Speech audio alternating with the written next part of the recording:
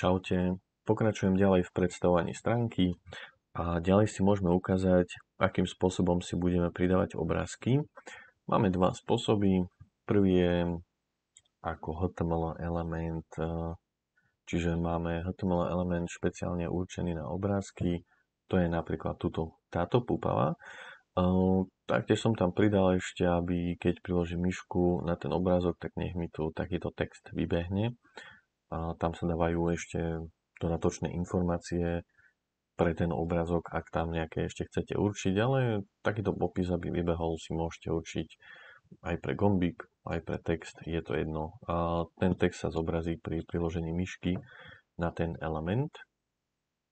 Takže prvá možnosť je ako HTML element, špeciálne určený pre obrázky. Vtedy, aj keď kliknem pravým tlačidlo myši na ten obrázok, tak mám tu, že otvoriť obrázok na novej karte a mám ho tu. To niekedy používam, keď napríklad som si vyberal notebook, chcel som si bližšie pozrieť klávesnicu a v tom tzv. Lightboxe, v tom okne, ktoré mi zväčší tú malú verziu toho obrázka, tam to nebolo vidieť, tak som to ešte otvoril. Takto napríklad klikol som si ešte myškou ľavým, aby tá lupa sa použila. Tam ten kurzor je teraz tá lupa s pluskom. Keď kliknem, tak mi to približí. Alebo môžem držať ešte CTRL a koliesko dopredu a môžem si približovať ešte viac, keď chcem. Len potom už som za hranicou pixelov toho obrázka, takže už to začne byť trochu rozmazané, ale ešte sa dá trošku z toho vyťažiť. Takže toto je jeden spôsob, ako zvlášť HTML element, alebo ako pozadie na nejaký element. Vtedy, keď tu kliknem hoci kde, nedostanem tu takú možnosť, že otvoriť obrázok na novej karte. Takže ako pozadie alebo ako obrázok. Takto si pridáme tieto obrázky. Potom si budeme robiť oblé rohy alebo zaoblenie by som to nazval. To zaoblenie elementu môže byť takéto, ako je tu. Môže to byť nejaká elipsa, alebo môže to byť dokonalý kruh.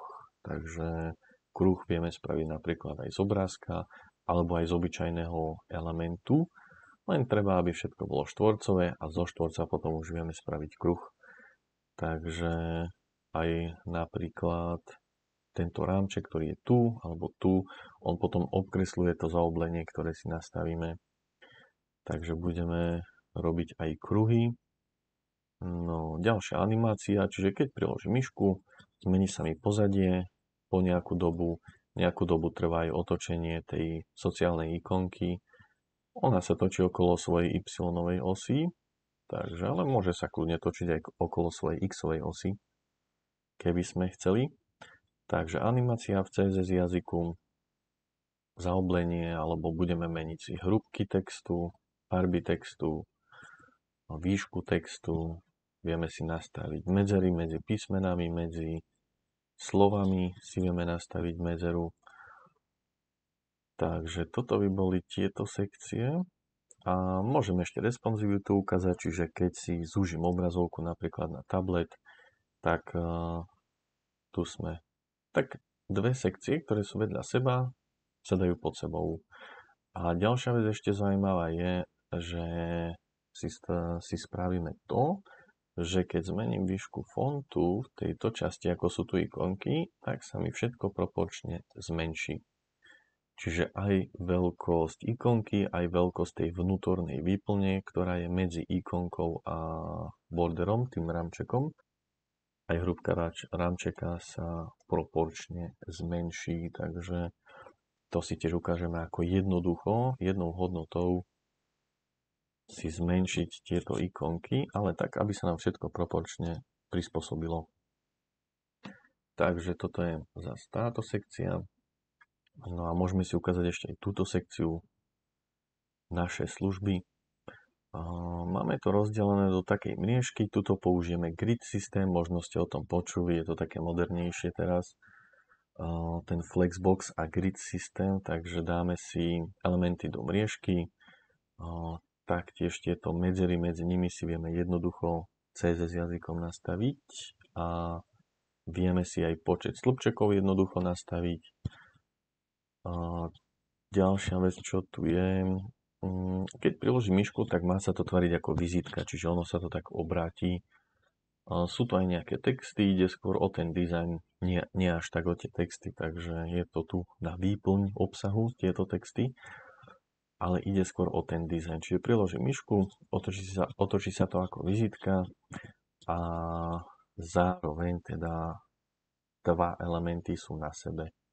Toto je tiež zaujímavé to takto vytvoriť.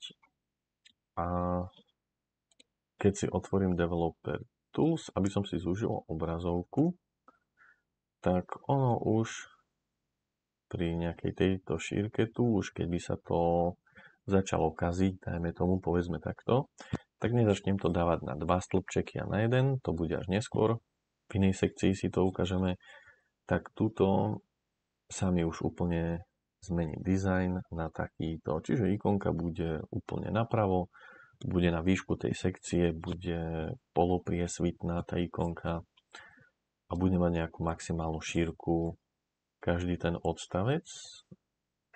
No a tu už sa to natiahne, čiže má to nejakú maximálnu šírku. Keď už dojdem na maximálnu šírku toho odstavca aj s mojou šírkou toho okna prehliadača, tak mám nastavené, aby sa to prispôsobovalo šírke rodiča, tento element. Takže ešte táto sekcia a na budúce pokračujeme ďalej potom s týmito recenziami. Takže zatiaľ všetko. Čaute.